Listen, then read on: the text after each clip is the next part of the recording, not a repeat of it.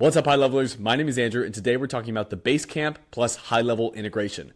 Basecamp is an awesome project management software that we can tie in with HighLevel to use actions and triggers within our workflows. This is an awesome integration, so let me show you how it works. Now, there's two ways to set up your integration with Basecamp. You can either navigate into any old workflow that you already have or a new workflow, and then whenever you add a trigger or an action that are using Basecamp, as we can see here, it will check the connection status, and if it's not connected, we can click Connect Now. This will bring us to our integration screen, which we can also access just from our settings, integrations inside of our sub account. You can see here is that Basecamp connection as well. So you can either do it within a workflow or in settings. Once we select that we will allow access for Basecamp, it will then navigate us back over to HighLevel. You'll then see a confirmation that your Basecamp account has been connected either in the workflow or inside of settings. Now, back in our workflow, let's go over some of the triggers and actions that we can use to tie in with our Basecamp account. Of course, you do need to make sure that you already have a Basecamp account created. You can create one for free. And in order to get the most out of your project, make sure that you've already created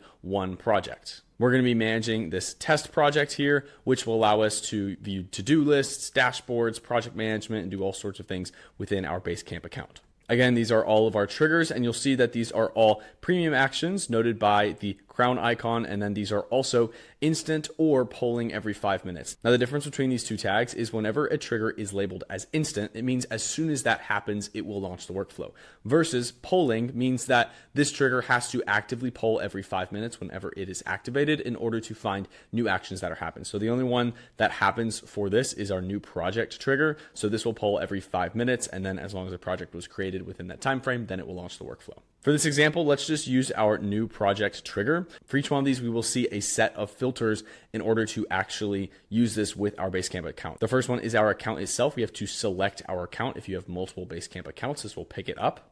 And then for a few of these, we have a few other filters. One that's common is name. So if we are looking for the name of a project, or let's say a good use case for this would be a project with the name that contains internal for an internal project, then those sorts of cases that would launch the workflow.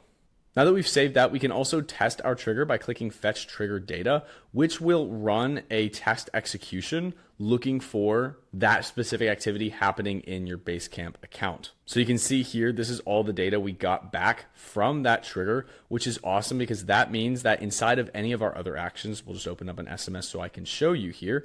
We can open up our custom values. And then when we scroll down to new project, that is that Basecamp trigger. So not only is this awesome for utilizing the actual Basecamp actions, but if we just need to get information from Basecamp, we can take all of this in very similar to a webhook by using those trigger events fetches. That will give us all this information. So we can get our project status, our name, description, purpose, clients, timesheets, colors, all sorts of stuff. It's absolutely awesome to use with these triggers. Now, on the other side of things, if we want to use a trigger that's already in HighLevel, for example, maybe we want to add a to-do list in Basecamp after we've received a payment, then we can use one of those HighLevel triggers. And then let's go ahead and take a look at our Basecamp actions. So we have a ton of actions for Basecamp. We can create to-do lists, create to-dos themselves, create messages, campfire messages, which is a Basecamp specific thing, which are more like group messages.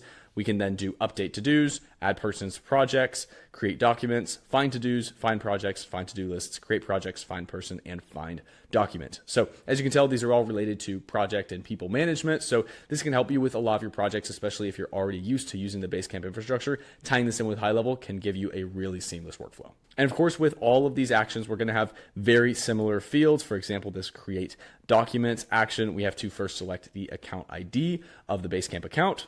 Similarly, with some of these, you can select a project ID as well. So if you have multiple projects in your Basecamp account, then you can select your project, you can select folders, subfolders, and do so much more. Each one is going to be a little bit specific to that action. So feel free to test around with those actions and see what sort of information you can include, what you can do, and build some unique use cases around using Basecamp with HighLevel.